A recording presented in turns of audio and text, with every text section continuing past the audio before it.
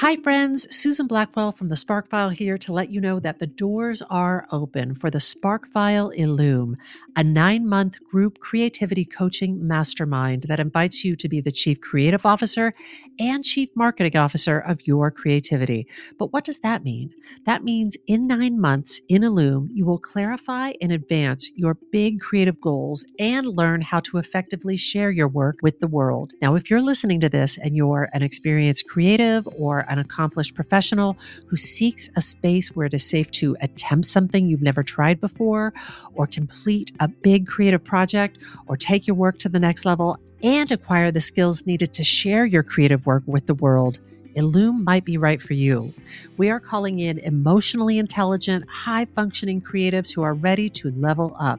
You can find out more by going to thesparkfile.com/Illume, but do it now to find out if Illume is right for you and to save with early bird discounts. That's thesparkfile.com/Illume. Take a leap, take a risk. Go to thesparkfile.com/Illume and join us for Illume. The Sparkfile podcast may contain profanity and other adult content. Please use your discretion. When I bump into something that inspires me, I dump it in my spark file. Could be something that I want to make or how I want to be. I pump it in my spark file. I jump into my spark file. Let's open up the spark file. Wow! Welcome to the Spark File, your one-stop yodelet for creative inspiration. I'm Laura Camion. And I'm Susan Blackwell. If you're an OG listener, welcome back, Sparkler. If you're joining us for the first time, welcome, but you may be asking yourself, what exactly is a Spark File? Where do I get one? What do I file in it? These are such good questions, and we've got answers. A Spark File is a place where you consistently collect all of your inspirations and fascinations. Here's the deal. We are makers who make all kinds of things. If you're like us and you're making stuff all the time or want to be making stuff all the time, you know the wellspring of inspiration can run a little dry. So we're on the lookout for fresh ideas, images, and inspiration that spark our creativity and pique our curiosity. Things that inspire us to get up off of our asses and make things like this podcast. Or a delicately embroidered mailbag with the words "I heart USPS" on it. Or a delicately hand-painted mailbox with daisies on the side. Oh, every episode we're going to reach into the Spark File and exchange some sparks. And from time to time, we're going to talk to some folks who spark us too. And if you're not careful, you might just get your letter picked out of the hopper. So without further ado, let's open up the Spark File. KM. Well, did you ever, there was a children's show that we loved when we were growing up where they were like, send us, you could enter contests and stuff and they'd be like, we're going to pick somebody's name out of the hopper. Is that a phrase that you're familiar with? Yeah, but I wouldn't have traced it back to that, but picking something out of the hopper? Yeah. Out of the hopper. When I was like, is that something that's only known to like children who watched that one television show in the southwestern Ohio region? Was it like Romper Room or something like that? It wasn't Romper Room. It was locally produced. It was called Clubhouse 22. And they always, you could write in and they would pick somebody's name out of the hopper and you would get, they would mail you like a giant, those sugar daddy, those really like caramely, chewy kind of, they would mail you a super giant one of those. Anyway, oh my gosh. Did you ever get one? My brother got one. My brother did. I did not. I did not. Yes. You know what I'm going to do for you? Not right this minute, but get me a giant sugar daddy? What? No, I'm going to look up out of the hopper for you. I'm going to find out, where does that come from? Oh, there's a spark for you. Or I could just buy you a giant sugar daddy. Well, I think those great big tumblers that they put, like if there's a contest or people write in and they spin it around and then they reach in and they pull out one contestant's name. I think that is called a hopper, isn't it? I don't know. I've I don't know. We're going to if find I out. was walking by one, I don't think I would be like, hey, there's the hopper. Camian, you're going to get to the bottom of this.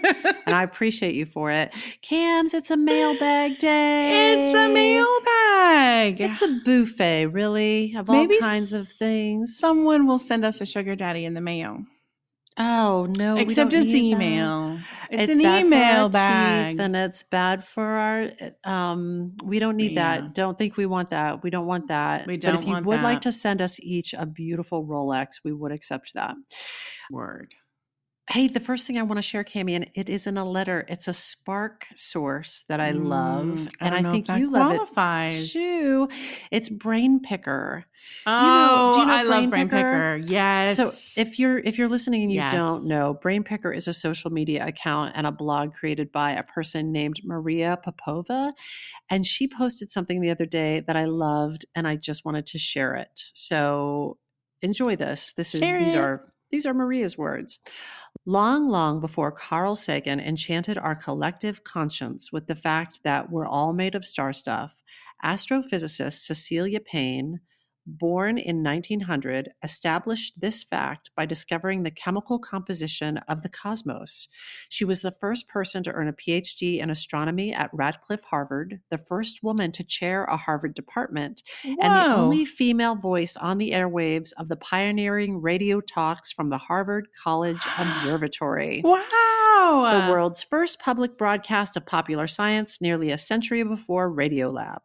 In her spare time, she made this magnificent embroidery of supernova remnant Cas A, a celebration of the moment she first looked at a supernova spectrum and realized that planetary nebulae are expanding rather than rotating, a moment she considered one of the rarest ecstasies of her life. And we're going to share this on social media, but the needlepoint, Cams, I just shared the photo with you. That is the needlepoint that she made of a supernova remnant of Cas A. And I want this made into an Afghan. Can anybody help make this happen for me? I don't know how to make that happen, but I think it's an amazing spark, and it would be a kick-ass Afghan. It would be amazing. It is gorgeous. Isn't it great that she made that amazing discovery, and then she was like, in her spare time, was like, I'll make a needlepoint of it. That's how she talked. I want to remember this moment I'll make forever. a needlepoint. I'll needlepoint it. I love that. I love she's a spark, that needlepoint's a spark, and please, somebody make me an Afghan. Anyway. All of it's a spark, and Brain Pickings is a spark. I get their like weekly newsletter or bi-weekly. I mean, Maria is prolific. I mean, there's a lot of brain pickings and really, really in depth. So good. She did a brain picking recently about Emily Dickinson, and it reminded me of you had told that story. Wasn't it Emily Dickinson who, after she passed in her will, she had her siblings do the scissoring to delete passages? And after I read Maria Popova's brain picking about it, I was like, I think they were probably deleting the parts out about potentially, I'm just guessing, I'm speculating. I am not a scholar of Emily Dickinson, but I'm guessing it was about her love affair with her female lover of many, many, many, many years. Absolutely. 100%. That's what it was. I think so. For sure. And then the question is, like, did she ask them to, or did they feel they needed to for some other reason? You know? Was it about their issues with it and the world finding out, or was it her choice? It's interesting. But it is, I do love Maria Popova. If you're listening, we love your work. Thank you so much for all the sparks. So good. Shall we dig into this mailbag? Yeah, what you got? You got one? Let's do it. I've got one. I'm going to pull a letter out of the hopper. Give it a good tumble. I'm putting my hand in and pulling it out. This first email comes to us from Edward. The subject line, "You are amazing." I hope that doesn't make you laugh, Edward. Well, it makes Camian laugh. Only because I love it so. Please say it again. And my healthy self-esteem. You are amazing. I'm like, hell yeah, Edward. The price of admission. I'm more of an interpretive artist than a creative artist. The manner in which I describe myself creatively is as a music educator and choral director. I am coming to the end of my 30th year as a public school teacher. Whoa. Edward, congratulations. Amazing. That's tremendous, tremendous. My creative risk during quarantine is that I have been sending my friends or people who I love this. I've been sending my friends or people who may be alone or others whom I haven't been in contact with for a while little songs on their phones to lift their spirits. Oh. The risk is that I rarely feel that my singing is ready for prime time, but I am pressing send anyway, not letting perfection be the enemy of good, to quote two very bright ladies who, let's be honest, Edward quoted somebody else. But what a beautiful thing. I was just talking with our dear friend Laura Coward recently.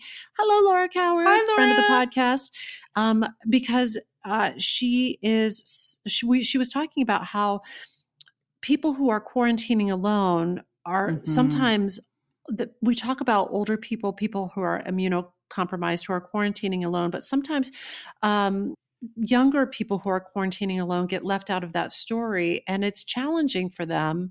And I asked Laura, as somebody who is going through this experience right now, how I could be of better support to people who are in that situation. And she shared some great ideas. And this is another great spark about how to be of support to people who are quarantining alone, people of any age. Send them little songs. Send them songs like Edward. This is a great price of admission. That's great price of admission. Don't obsess over it. Hit send. Send your baby. Little love song. So here's the message. I think that the Spark File is important, unique, and wonderful. No. That's just the beginning.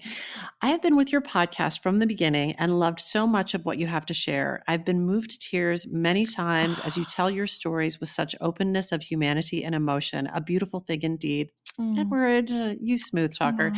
This year, when I have given an assignment to the students whom I teach, that's some good grammar, I always end with progress, not perfection. This week, as my students reflected on their work, I was moved by the number of responses that reference progress, not perfection. I hope that these students realize that they are allowed to face creativity with greater ease of spirit and willingness to risk, a lesson I continue to learn. Your words have been heard, passed through me, and translated to the many students I teach. Your words inspire me, and I am proud to be a conduit for the beautiful things you share. So what is the message? Thank you, and keep on being your beautiful selves. Edward. I'm going to be straight with you. These times have not always been the easiest times. No. And I have not always felt like I have been completely successful in teaching people, leading people, and inspiring people. And when you say these words, it is like a balm for my soul. Yeah, it is. Thank you. It really, really is. This email was a much needed message and perfectly timed. Honestly, we couldn't have gotten this. It was like a message from the universe on just the most perfect day. Like we work with a lot of teachers, and if there's anyone who's really going through it right now, it's teachers. Word. And we talked about that in some of our Sparks like a couple weeks ago.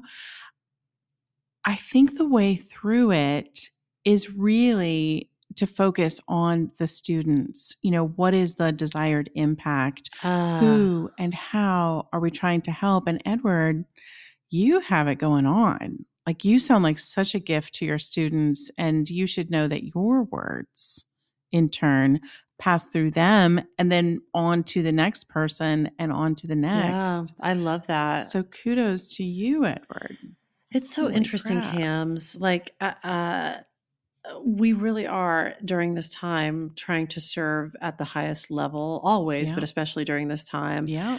And not always feeling like we're successful at that. And sometimes feeling like we're abject failures at that. But the real takeaway, and thanks for the reminder, Edward, is progress, not perfection. That's right. Progress, not perfection. Thank you. Sometimes we have to relearn that lesson ourselves. That is correct. In fact, our next letter refers to exactly that. Suze. This is a letter from Sharon.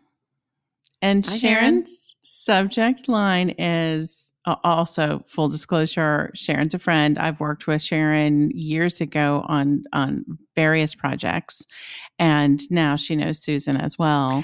Hi, so she knows us. So she can write a subject line like this. Her subject is, "Your fucking sound is fine." We'll get to why she said that in a moment. Your fucking sound is fine. Price of admission. Sharon says, "This is not that creative, but it was definitely putting myself out there. I noticed that a lot of older people in my community wanted to be in on Zoom meetings for my temple, for the library board meetings, but they all begged off saying they didn't know how to do it. So I started one by one calling them and helping them get on. And I'm not an Sharon. IT person. I know, isn't that awesome? She says, "I'm not an IT person by any stretch, but I felt like this was something I could do safely and helpfully. It's such a rush when suddenly their face shows up and they see mine and we know we've succeeded." That is the work of the baby Jesus right there. That's Sharon. right. That's an awesome fantastic. price of admission. All right. So Sharon's message is this. You guys, I'm bowled over with gratitude. I can't help but to do like a dramatic reading. I'm sorry. You guys, I'm bowled over with gratitude at your quarantine episode. Just what I needed today. I am currently researching trees online because I've been wanting to buy a tree, but just dragging on it. And your episode said, go buy the fucking tree already. Get it. This is why the two of you are a miracle blend. Susan gave all these amazing ideas that got the juices flowing. And then Laura says, it's cool if you can't do that right this second. Totally hear you on self-compassion. While you were talking, I was thinking, gee, Laura, I wish you were more compassionate about yourself. Me too, Sharon. She says, I want to send you a big heart box of compassion. I mean, I could understand you're being annoyed with yourself if you were me. I've done nothing through this. Wait, that's what she's talking about. Yeah. So there you are. That was the gift of all gifts today, ladies. The poem, the laughter, the crying, the pain of your separation from each other. Oh, all of it palpable, relatable, a virtual deep hug. I went to see my 27-year-old daughter yesterday, and for her 27th birthday, we took a 6 feet apart walk. Yeah. Understand that my daughters and I are like puppies, hugging and holding hands and generally entwined. I really love that image. Just generally entwined. Seeing my baby on her birthday and not being able to hug her physically hurt. I could hear that in your voices too. Now, could you all stop complaining about the sound? I don't know what you're talking about. It sounded perfect. I would not have even known you were not in the same place had you not told us. And B, sure. No need to point it out because I have been assiduously listening to Cuomo and The Daily and Up First and reading the New York Times updates. And you know what? Enough. What I need to be listening to is you guys. Yes, good news, creativity, positivity, and also reality, like the grief part. Can you imagine what happens to a focus group business in a pandemic? Yeah, dead as a doornail, very painful. No one's getting on a plane, and absolutely no one wants to talk about pants or theater or anything except how to keep their job. And is their kid going back to college? And how much do I need to Clorox this freaking apple? So even when things get back to normal, I'm looking at a very long time before my normal resumes. Lots of grief here. And also joy, holed up in my home with my lovely husband, doing cocktails at 6, sleeping later, more relaxed time together. But back to you guys. I also want to say I love your voices and how different they are from each other. You are an excellent team, which of course you've known forever. Keep on keeping on. Laura, you thanked everyone who is making the world a better place. That is you guys. Oh, love Sharon. Can I just say Sharon is a fucking joy. I laugh so much at this email, Suze. I cried too, but I laugh because of course she's reminding us not to worry about the sound. It's progress, not perfection, just like Edward said. And it's so easy for us to like let other people off the hook compassionately, but not so easy for ourselves. I feel like we got busted a little bit. I hear you, Sharon, but I also, as somebody who just like pours over the sound with like headphones pressed to my head, I'm like, Sharon's like our sweet mom who's just like, I think it sounds good, honey. And I'm like, sounds good. Mom, could you hear the clicks and pops? But I'll take it. I appreciate it. And we'll take it. We'll take We it. will. And I think the sound has gotten better too. But yes, the sound is fantastic, Suze. my takeaway from all of that is, and I agree with Sharon, like I was taking in so much information about the pandemic that it was really, really upsetting me, actively upsetting me. And so I took a little bit of a diet. I just am more thoughtful about how and when I take in the news and what quantities. And I'm still very well informed. I'm taking good care, but we've talked about this before, but I'm with Sharon. Like I need to keep it super positive. Yeah. You have to. It's thanks, Sharon. Necessity. Thanks, Sharon. Shall I? I? This is from Austin. The subject is thank you for the NTI Zoom workshop. Which I'll explain in a second, I guess. Price of admission. Thanks to the Spark file, I recently learned about bullet journaling, which over the past week has been instrumental in keeping my routines and goals afloat during Q times. Yay! Yes, Austin. I'm also starting to do morning pages, cooking creatively, and doing lots of deep brainstorming and externalization of my creative impulses. Austin, that is a beautiful price of admission. And here's the message. Susan and Laura, I simply want to extend a heartfelt thank you to both of you, not only for Susan's, I did a Zoom workshop with the National Theater Institute, but also for the Sparkfile podcast. Susan, when I was an intern at NTI, the National Theater Institute, 5 years ago, we spent a wonderful hour together in the car en route to the train station. A memory I brag about to my theater friends. No way. How sweet of you, Austin. I don't think it takes an hour to get from NTI to that train station, but okay, maybe we drove around a lot. Maybe it was a snowstorm. I don't know. I'm a memory that I brag about to my theater friends. I get it. You've been bragging about our times together. Sure, I'll take that. The Spark File has been a great source of joy during quarantine. I have been binging it while I do physical therapy exercises that alleviate chronic pain that I have suffered from for years. Good for you. Doing physical therapy can be a total ass ache, but I'm proud of you for doing it, Austin. And if we can make it easier for you, I'm stoked. I've been through a difficult year. I went through a breakup with a person I was living with, and shortly after quit a stable, well-paying job that I really had no business doing anyway, and with nothing else lined up and starting waiting tables, bless, which I actually love. Oh, I love that. Awesome. And once the restaurants open, if you want to come dine at a certain restaurant that I'm not going to name, I imagine you two would be a blast to serve. Jonathan Groff comes in all the time. I just would rather not out where Jonathan goes to eat just because I want the man to be able to eat in peace. That's right. Good point. Yeah. So it'll be a little secret, Austin. The past year has felt like such a flaming curveball, and I want so badly to be an artist. Thanks so much for providing the tools, inspiration, and attitude that help me believe I can.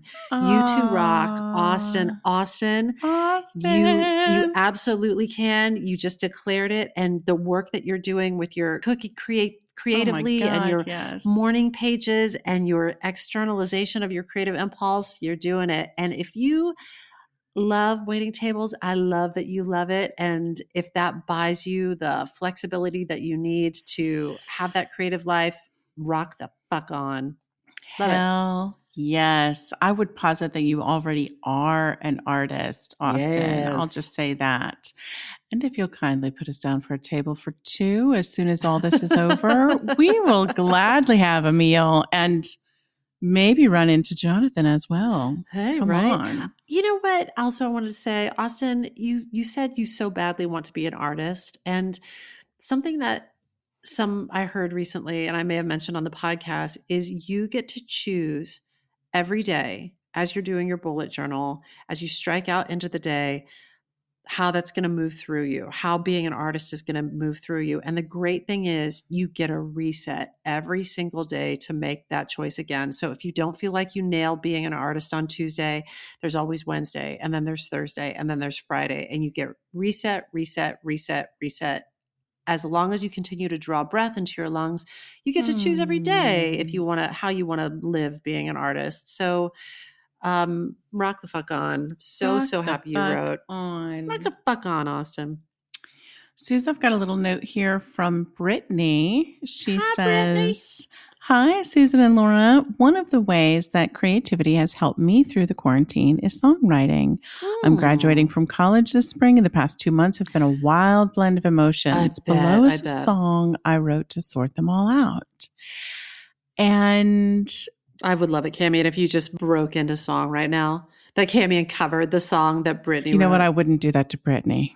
I just wouldn't do that to her song. I'll break out into song, but I won't do that to Brittany's. But I have to say, I listened to this song and I love your voice, Brittany. Can I call you Britt? Please record an album. I would snatch that up. Her voice is gorgeous, Suze. And the song she sent us is posted on her Instagram, so we won't play it here, but you can look it up. Her Instagram is the Brittany Saurus, and it is a beautiful, the song is like this heartfelt question of like whether or not it's okay to feel the loss of things that are like just maybe less tangible. Like, is it selfish to feel the loss of your future plans when other people are losing their lives? You know, it's a really beautiful contemplation. And I think in some of the other letters that we've gotten, you can see that's a through line that a lot of people are examining. Like, and as Brene Brown like tells us, of course, like there's no comparing of our, you know, despair there. It's all valid and it's okay to feel that. In fact, I'll share something like some wise words from my therapist. We have to feel the losses, all of them.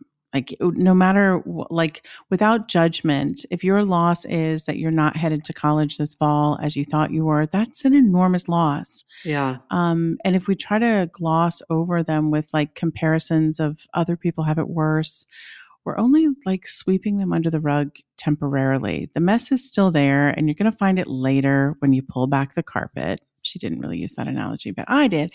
It's not going anywhere. So I think that empathy and context are important. Of course, it's good to have perspective, but it is really, really vital that we feel those feelings. I love that, Cammie, and I love that we all just got some free therapy from You your betcha, therapist. Thank you for have therapy. The best therapist. I'm not competitive about, you know, my feelings, but I am competitive about my therapist because she's the fucking best. You do have therapist pride. You do. That is true. She's amazing. Does your therapist listen to the podcast? You know what? I don't know. She asked me if it would be okay, like if she followed, and I'm like, yeah, of course. You're like, subscribe, rate, 5-star review it. I did not, but maybe I will next week. Listen, if you haven't already done so. I love that. Really Thank you. Love to know what you think. What's your therapist's name again? Letitia. That's right. Thank you, Letitia. You make our lives better. Yes. You make our lives better. Much. You really do. This is an email from Michael. Michael writes in, "Hi, Susan and Lauren." What? He actually called you Lauren. Are you dying a little, Michael? No. Progress, not perfection. We don't give. Do you care? I don't. What people call me, because Heidi Blickenstaff and I have done so much work together. I've spent the last 10 years of my life being called Heidi. I don't give a shit. People are so mortified when they're like, "Oh my god, I'm so sorry," and I was like, "I don't care." It don't make a damn bit of difference. I love that name. I love that girl. It's just great. So, but this is from Michael. Hi, Susan and Lauren. Sorry. Well, after the creativity workshop last month, I finally started my one-man autobiographical show that is part therapy session and part stand-up comedy called 99 Shames. I love that title. I haven't gotten too far, but I finally started it. That is a nice price of admission. I like that. Likewise, I have a 10-minute play about gun violence in schools that I have now completed the research on. That's great. Tough topic in these times to actually write, though. So starting is imperfect, but progress. It's been on my list for 2 years. Yes. Something's been knocking at your door for 2 years. Get that up and out. As a daily challenge started 3 days ago, I'm writing out tweet-sized comic moments based on real life in quarantine called quarantines. Silly, fun, and forcibly concise. They tend to get me going into my daily creativity. Thanks for continuing to be awesome in these crazy times. Cheers, Michael. Cheers, Thanks, Michael. I love that you're doing Michael. all those like you're doing like little tweet-sized, bite-sized things, and then you're doing like a 10-minute play, and then you're working on your one-man show. That's baller. Good job. He's so prolific, and I'm always impressed by what he's doing. And I'm always thankful, Michael, that you keep us posted on all of the things. Like on Instagram, we see a lot of what you're doing. You are like a fount of creativity. And Yeah. I love the quarantines. It's the most fun. It's like no pressure creativity, but a big payoff. You know, you do that daily. You're going to look back in a month and be like, look at all made that. 30 short films. Yeah, that's great. Yeah. I also want to say, Michael, you are way off the hook for calling me Lauren. It's no big deal. A lot of people do. A lot Is of that people call true? me Lauren. Yeah. I think it's Yeah. because it's my last name.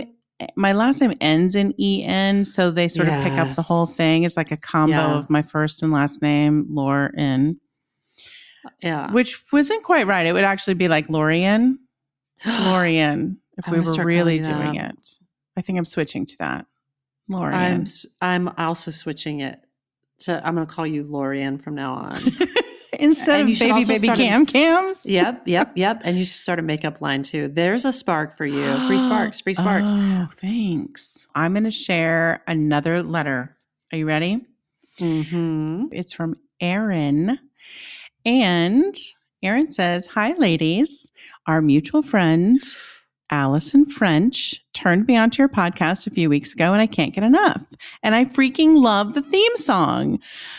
So do we, Erin. That's your babe, Suze, except for my tiny little Aw. casting contribution. Can I sidebar also while we're here and say that Allison French is the most wonderful person. Any friend of Allison's is absolutely a friend of mine. She is quality human being, top notch. Cams So, has great taste in people. You know, it's true. you know, seriously, Allison, thanks for getting Erin hooked on the podcast. All right, back to Erin's note. Your discussion of morning routine, Suze, on episode 73 really resonated with me. 73, episode Yes. 73. How is that possible? And that's Holy a few moly. weeks back. Holy I know. moly. I know. All right. So Erin says, keeping to my morning routine is part of my creative process. Just to get to a mindset where I can create, I have to 1, meditate, 2, make my bed, 3, make a cup of green tea. That's Not a only great does morning that- routine. That's yeah, great. that's Yeah. good, right? Not Yep. only does that routine put me in the right frame of mind, it also lets me check 3 things off my to-do list before 7 a.m. Shablam, Erin. Yeah. Boom. Then at the ripe old hour of 7 a.m., I write, walk, and or do yoga, drink a pint glass of water, eat an energizing breakfast, each of which gets a check mark. The rest of any day's to-do list is broken into the simplest items so that accomplishing them seems ridiculously easy, but I celebrate the accomplishment of each one. For example, I break grocery shopping down into 1, make list, 2, place order, 3, pick up. That's 3 items I get to check off.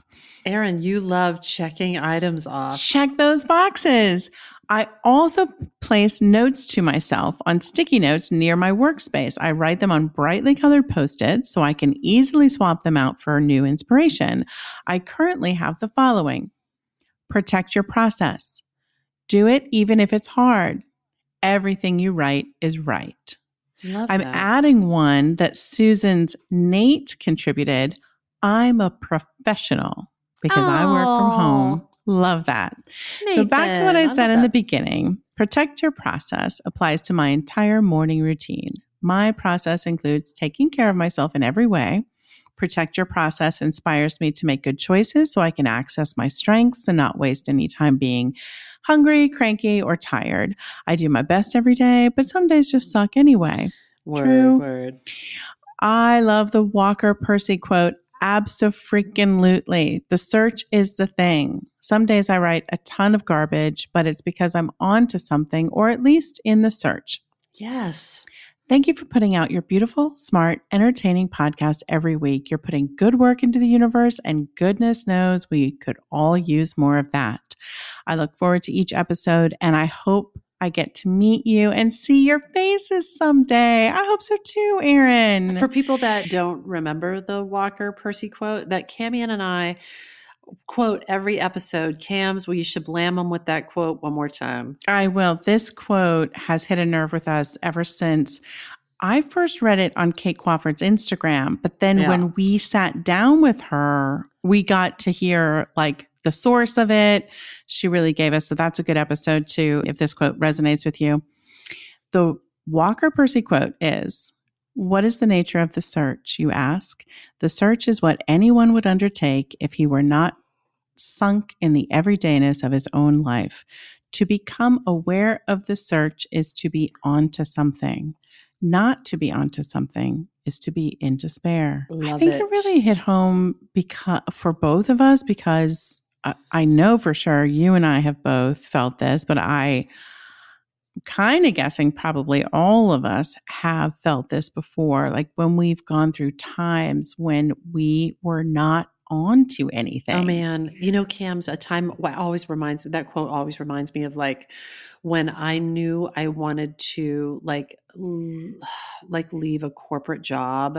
And I was like, if I could just figure out, if I could just get on to making something that I love that would replace this income. And it was so painful because I knew that's what I wanted to get onto. And it took me so long to figure it out. That was a big one. That's huge. When you're not onto it, it is despairing. But once you get onto something, and I think that's what's so exciting. And I think that's another reason why that quote has just it's always on the tip of our tongues, because finding a spark is being onto something. And we're always looking for sparks, like every week, every day. Yeah. We're, daily we're looking for sparks. And then weekly we're choosing one to write about for the podcast. So this idea of finding a thread and pulling on it and being onto it, is just so prevalent for us. So yeah, I love it. Erin, thank you. Yeah. The other thing that struck me as you were reading Erin's email is I am so thankful for people who have written in. I'd never write into anything. So thanks for writing into us. It's amazing. We don't take that for granted at all, that you took the time to let us know how something resonated with you. It's a beautiful thing. It's so meaningful to us because obviously we enjoy doing this, but we are talking out into the ether, and we're picturing, the faces that we know out there as we're talking. But unless there's a feedback loop, we don't really know. We don't fucking know. These emails, it's nice to hear from you. Yeah, these emails are fantastic. It's so good. Shall I? Mm-hmm. Hi, Susie B / Laura Cams with many Z's. I wrote / recorded / edited and made the album artwork using Procreate on my iPad. It's awesome for my new single, Love Gone Viral, that I just published to go live on iTunes / Spotify, etc. today. Woo! It should show up soon anywhere you can stream music. Love Gone Viral. Yes. Yes. I wanted to share it with you as it felt very #SparkFile and was a musical, loving way to channel all the feels I'm feeling on the daily and make some art with heart. Oh my God. I adore you and wanted to let you know that I loved your episode on #quarantine creativity, and I am finding great solace in hearing both of your voices via my headphones while taking long walks in nature. Thanks for continuing to make and for inspiring me to do the same, even when and especially when it's hard. Yes. All my viral lovin' and California sunshine, Julianne. Julianne. How that's much beautiful. Julianne. Thanks, Julianne. And everybody check out Julianne's Love Gone Viral anywhere where you stream music. What a great email. Julianne also does a daily dance it out on Instagram. That's right. That's Julianne does daily dance it out. Julianne does so much. Julianne does more in one day than I do in a month. And it's phenomenal. She is like a tinderbox of sparks just popping off of her. And she's always like, every time we talk to Julianne, it's like she's forwarded, She's 5 popping. different projects. Yeah. Yeah. Yeah. We're proud of you, Julianne. Really Keep up the proud good of work. you, Julianne. Hey, here's another one. Dear Laura and Susan, as many do, I started thinking about things I haven't done or accomplished around age 38. Not so much in a negative way, but just things I have put on the back burner, so to speak. I've been making a 40 by 40 list over the past few years, which is now 20 by 40 because I couldn't think of 40 things I could reasonably or even want to accomplish in a year and a half. Fair enough. 20 by 40. That time frame is now less than 1 year and the list seems to be shrinking. Anyway, one day last September, I decided I should start an Instagram to share my journey to being a better human by the age of 40. The Instagram is at no day but today. Please note there are 2 T's on the but because the other was taken and I don't take myself too seriously. Ha ha. So one of the things I had decided I wanted to try was painting. I have been a children's theater director for almost 13 years, and I have been involved in theater just about my whole life. As such, I have had experience painting sets for musicals, but have never had any formal art training and never tried painting a canvas. Since I had basically no funds at the time and wasn't sure of myself, I started by painting my first pieces on cardboard with leftover latex paint from sets past. Yes. I took a creative risk and shared my very first painting to my Instagram. Yes. To my surprise, I had several very positive comments and my confidence was boosted to try more. Fast forward 6 months, and I have created close to 100 paintings, and I have made over $1,000 in my first 4 months of selling art, and I don't plan on stopping there. Yes. While this pandemic has put somewhat of a damper on my productivity, I have been able to create a few pieces of which I am proud. One of those paintings I titled Ghost Light, a tribute to all the theater people whose lives have been put on hold. Oh, good spark. All of this is to say, I am eternally grateful for your forever permission slip to create the things that spark my imagination. I've attached a few pictures of the works I mentioned, as well as a picture of my set model to help my students learn blocking via Zoom. Amazing. Thanks again. You ladies are the best. Michael, wow.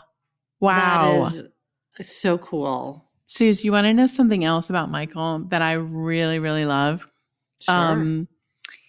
Michael listened to our Spark about creative limitations.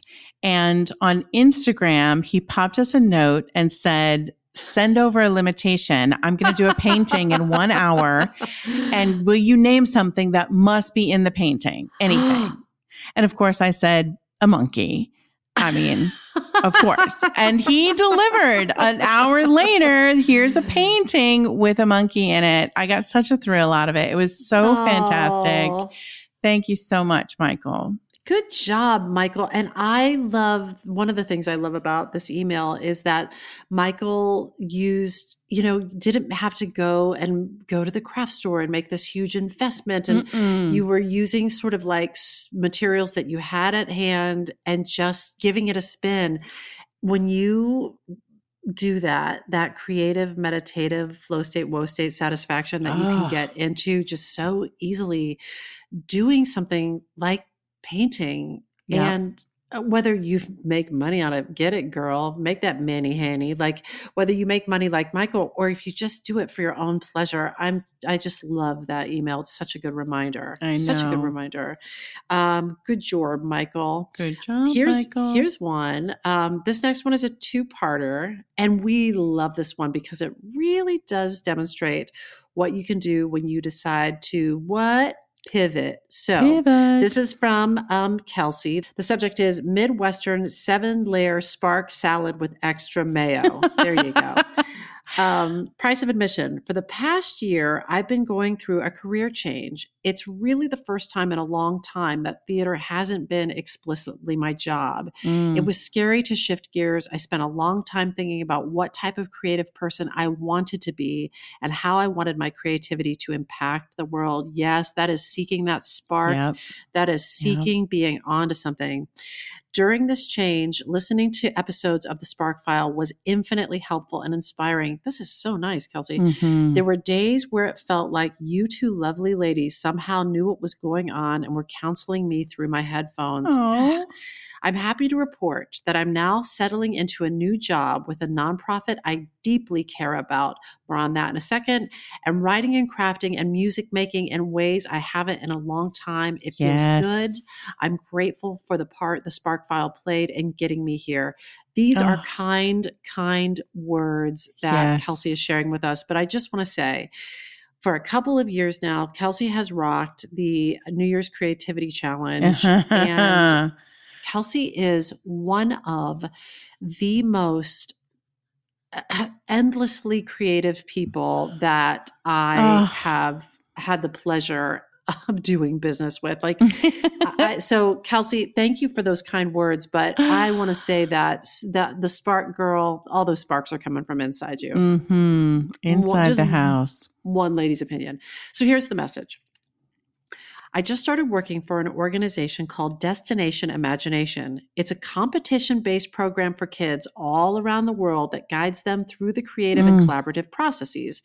They work together in teams to solve a challenge, capital C challenge. That might involve them making a play or building a bridge or tackling a community service project or some other boss act of creativity. I love this. Yeah. They're not allowed to get outside help. They have a super strict budget and time limit, and the results are some of the most inspiring things I've ever seen. Watching a DI tournament is just sparks on sparks on sparks. Destination Imagination, that is so cool. I was a DI kid from the 7th grade all the way through high school. I volunteered with them a lot in the years that followed. My family has too. It's this crazy full circle moment now that I'm on staff. I wish I had a time machine to go back and tell my 12-year-old self about the good things that lie ahead. I look at the kids who participate now and I see the engineers, artists, and innovators they will become. It gives me hope and gets me revved up to go work on my own creative projects. Circle of inspiration, y'all. I love that. I've been meaning to write to you about DI since your podcast began, but thought it would look too fishy once I started working here. However, the events of the past few weeks have pushed me to share. So the culmination of a DI season ends with the Global Finals tournament in May. Oh God. Oh my God. Global Finals. Finals. It's like the Olympics, but for little maker children instead of athletes. Teams from all around the world come together and share their solutions to the challenges. They trade pins. They make friends. It's beautiful. This is a hell of a spark. I love this. At least it would have been if there wasn't a pandemic happening right now. No. When I started my new job in February, COVID-19 was still just a news item that felt very far away. As the virus spread, tournaments started getting canceled. There were meetings upon meetings, phone calls with parents and volunteers across the world as we navigated how to proceed. Everyone was wondering how global finals would be impacted. Big questions were being pursued. The answers for how global finals will be approached aren't settled yet, but the options on the table are innovative, accessible, and just plain cool. I'm grateful to be on a team that can make this kind of thing possible. To be continued, ? But I got to say, Cams, no spoilers. Yeah. But if you're an organization like Destination Imagination, I have to believe that there are some boss problem solvers. Oh my God. Using the some creative thinking. Creativity. Oh my gosh. Yes. And I'm happy to report that we got another email from Kelsey with an update. What? So this cliffhanger ends like this. From Kelsey, the team at DI has not only transitioned to a virtual event for this year's global finals, yes, but It's been completely revamped to accommodate everyone's needs in the time of social distancing. Yes. It's called the Summer of Creativity. There's an Yes. entirely new challenge for teams to solve utilizing video conferencing platforms. Part of it includes making a collaborative piece of art, and I've got goosebumps thinking about the possibilities these teams will create. Hell yes. Best of all, because it's a whole new experience, it's open to everyone. And I mean everyone. There's even a new level for teams of friends and family members who want to participate together. Kelsey says, my new coworkers are forces of nature, and watching them prep this thing has been inspiring. I can't wait to see what happens as teams start to participate. I hope you and my fellow sparklers get as much joy out of this as I am. Thanks and happy creating.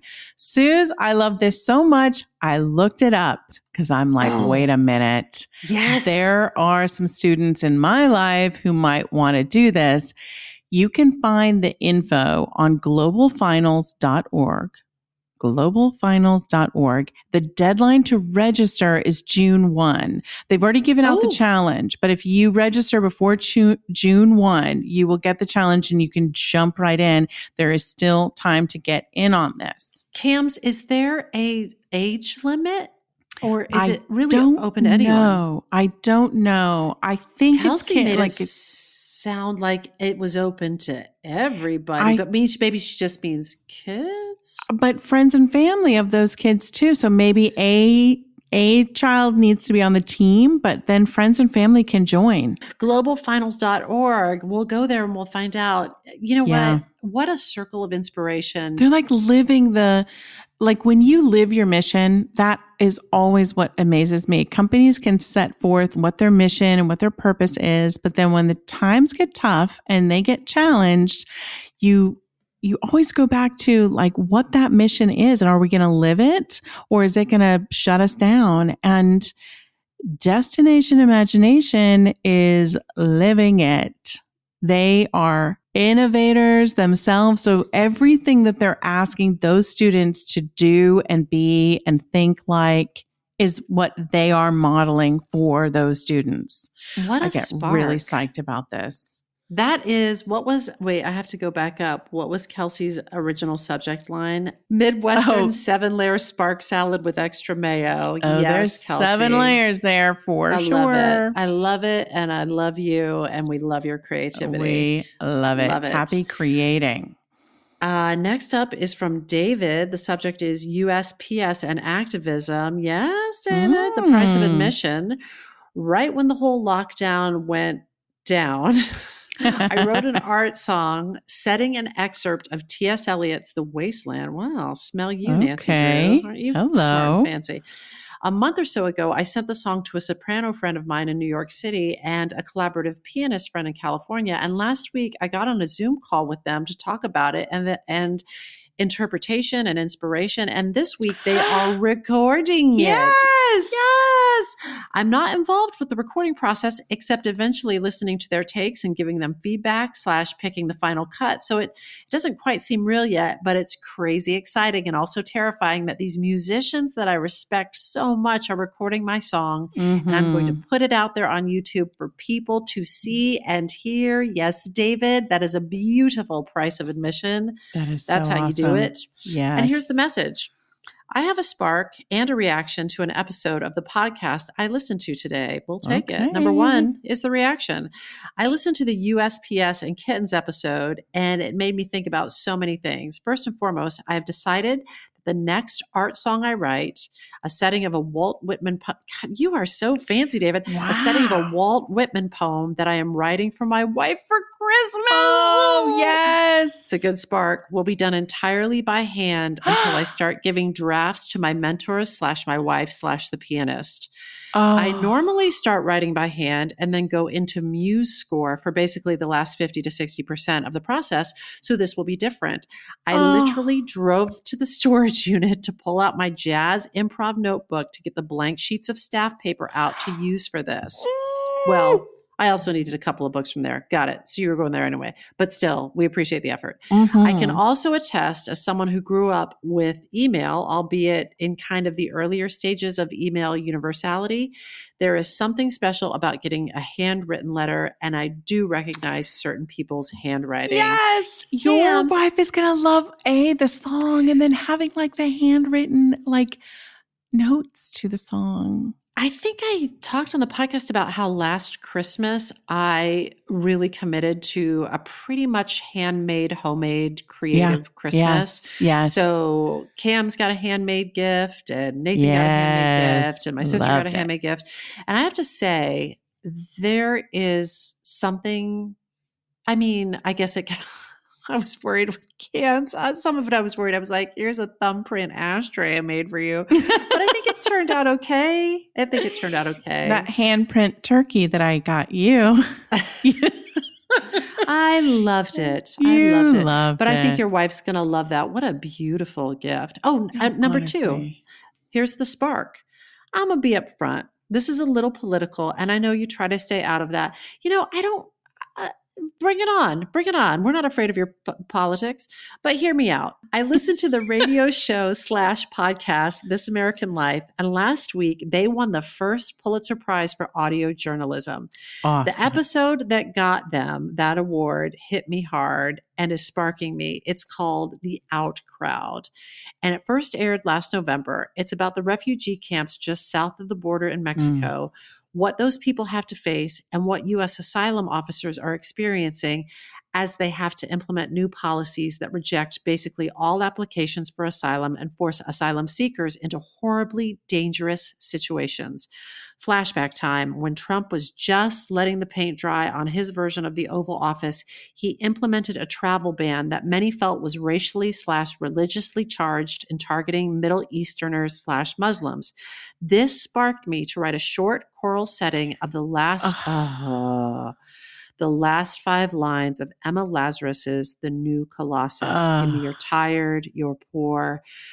This podcast, The Out Crowd, is sparking my activist side once again, and I am going to adapt my SATB, that soprano, alto, tenor, bass piece, to TTBB, that's tenor, tenor, bass, I'm assuming, learning how to multi-track and record this piece myself and put it out there to try and promote the story told in The Out Crowd. Wow. So my spark is, find something that sucks in the world and makes you just a little bit angry that it sucks so much, and then do something about it. Yes. Oh my God. That's me saying yes. P.S. Yes. Susan, a month or so in, not having Facebook on my phone has been a huge help in being creative daily. I feel so much more free and capable of finding the time to do what I want. I feel the same way, David. And let's just jump back to that spark and what you're making of it. Yes. Oh my God. Yes. I think I speak for Cams when I say yes. Holy crap. Yes.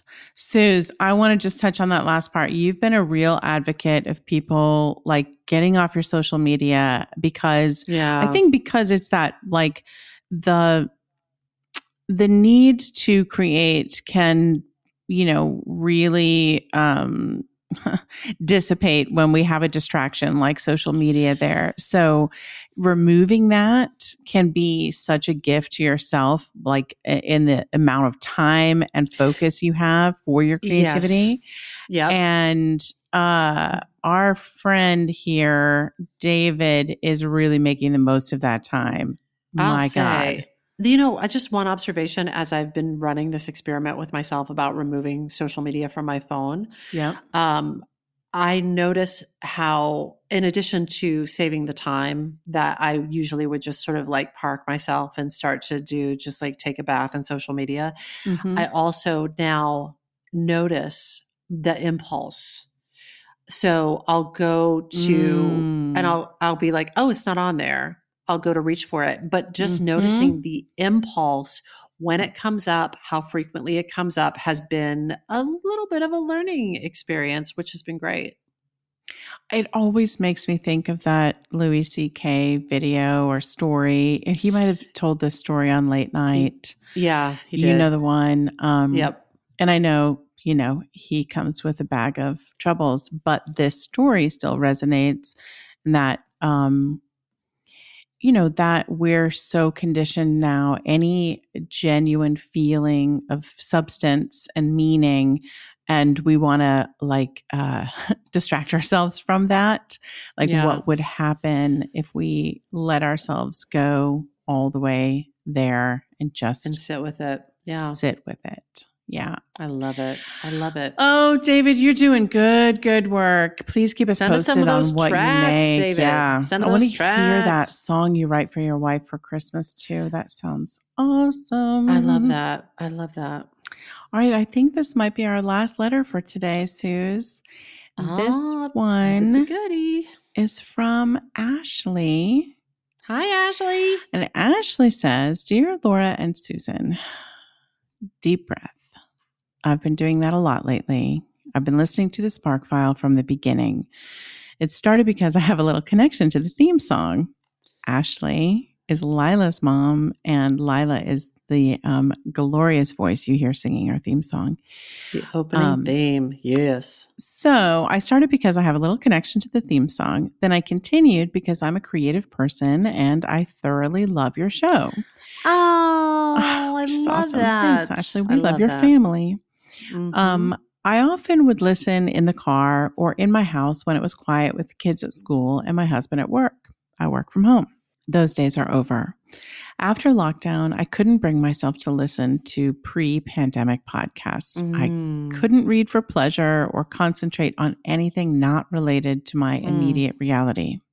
That makes sense. To maintain my sanity, I've been taking frequent walks around the neighborhood. So when I saw you created a post-quarantine episode, I jumped on it.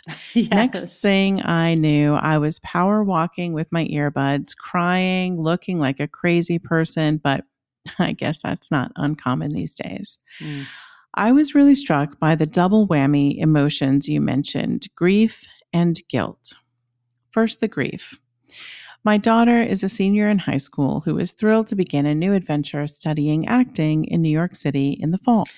Just pause and just think on that for a second. The voice you hear in the opening theme song of this very podcast is a high school senior. That's right. If I live to be 99, I will never be able to do what that high school senior is doing. Amazing. On the theme song to this podcast. Incredible. Lila Garagna, check her out. Yeah, incredible. So Lila is a senior in high school who's thrilled to begin a new adventure studying acting in New York City in the fall.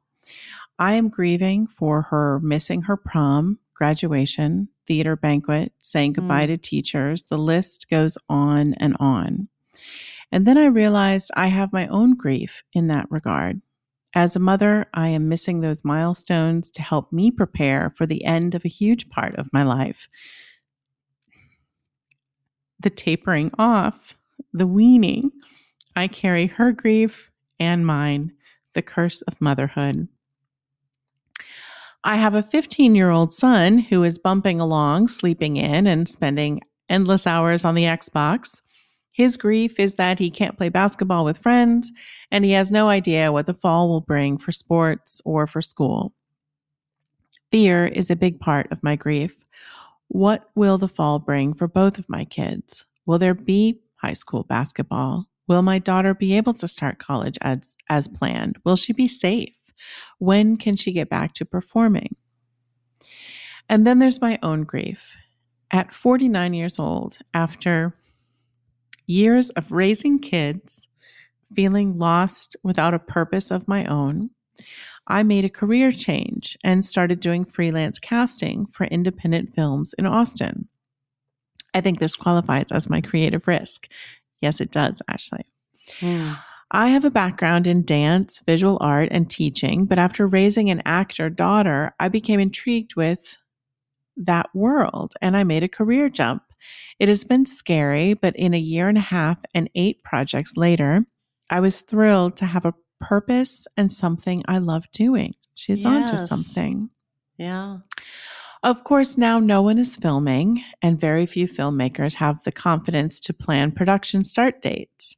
My new purpose came to a screeching halt. So I'm bored and unfulfilled and feel like I'm walking in a fog. I've learned a lot about myself during this strange time. One thing is that I'm a look forward person. I love to plan. I love keeping a calendar. I look forward so much more than looking back. It's been very difficult to have such an uncertain future. And that's when the guilt sets in. We are healthy. We are financially secure. My husband is able to work at home. I have first world problems. We will bounce back. And I get so angry with myself for whining, complaining, and feeling this way. But I'm trying to be kind to myself about it. You talk about the 6th stage of grief, finding meaning. I'm trying to do that and look forward to what we all come up with on the other side of this. Thank you for reminding me I've got to just feel what I'm feeling. And whatever we are all feeling is okay.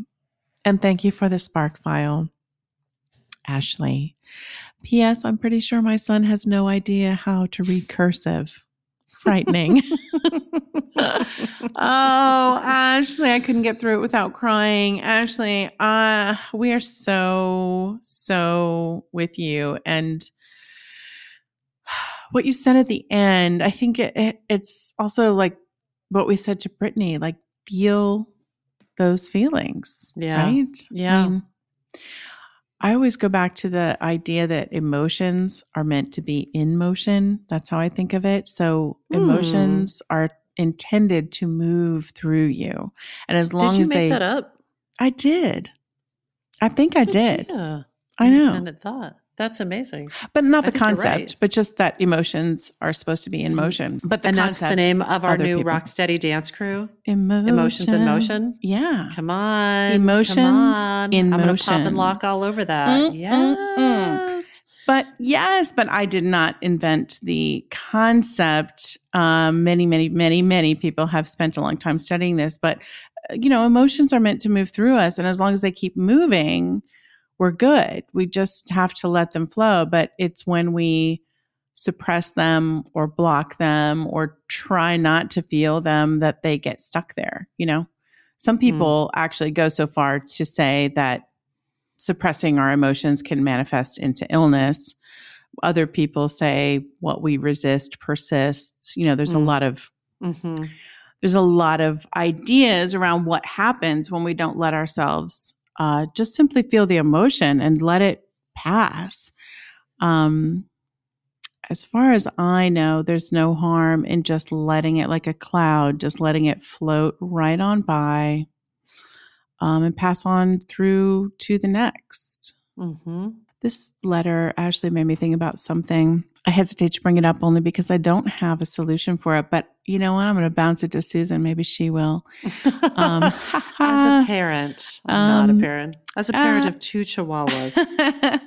But no, I heard something recently that relates to the very particular pain of parenting right now, I think.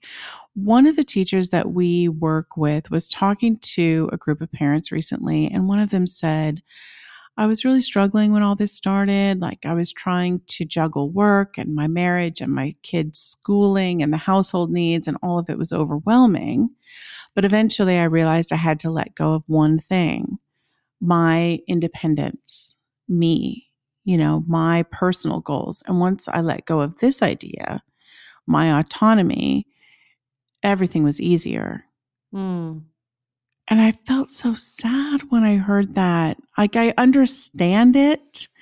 And I can see why, like, it's almost like giving into like, what is the reality of now? And I'm not going to fight it. And I can see why that could be a relief. But then it also angers me that, I just think generations and generations of women who've had to set their autonomy aside, to deal with the larger everyone else's needs, basically. I refer back to, this reminds me of your Spark Cams, which I think is one of the greatest pieces of service that this podcast has yielded, which is that idea that if you are keeping you and your loved ones safe, if you're following the CDC guidelines, you're doing enough. You're doing You're enough. doing enough. And Ashley, Yep. it sounds like you and your family are keeping safe and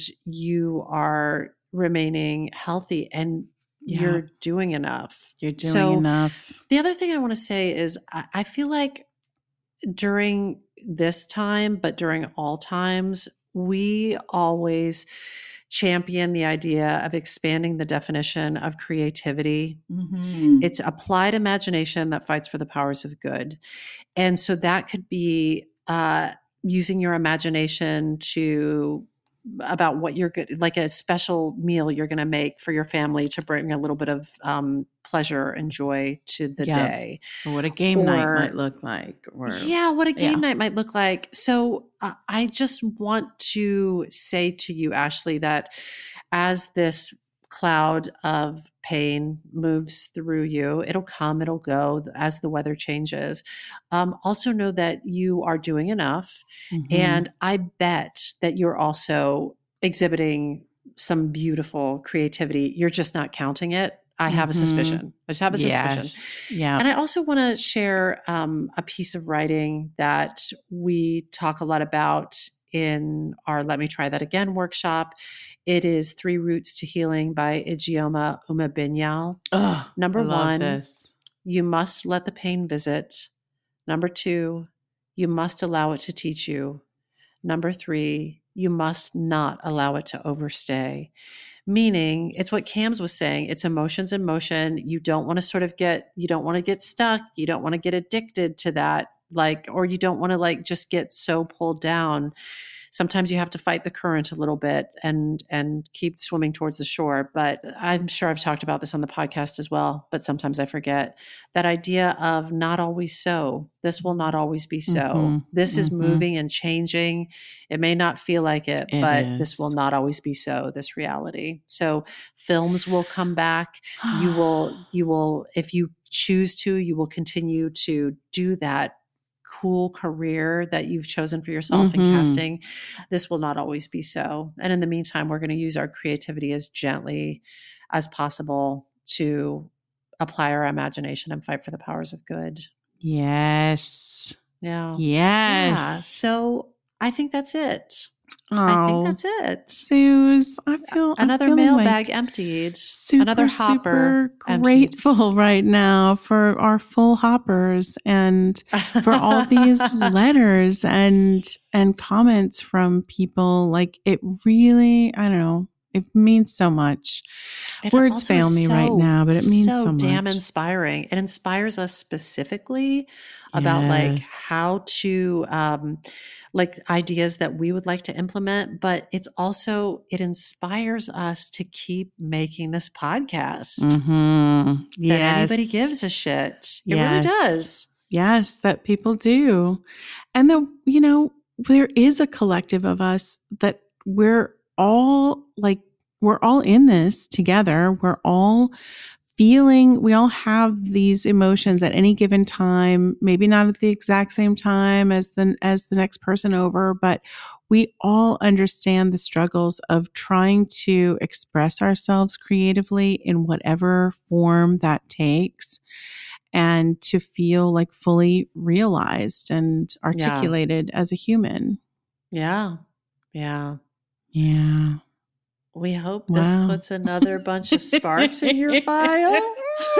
Yes. How was that for an elegant seg? Oh, that was Listen, beautiful. If there's a spark you'd like us to explore, or if you've taken a spark and fanned it into a creative flame and you'd like to share that, or if you seek some of our advice, God bless you, won't you email us at thesparkfile@gmail.com, or you can submit it through our website. You know we love it when you do it, thesparkfile.com. sparkfile.com. We'll even take your feedback, but you know the price of admission. First, you have to share a creative risk that you have taken recently. You can follow us on social media at The Spark File, and be sure to subscribe to this podcast wherever you get your podcasts. Subscribe, rate, 5-star review it. If you like this podcast, share it with people that you love.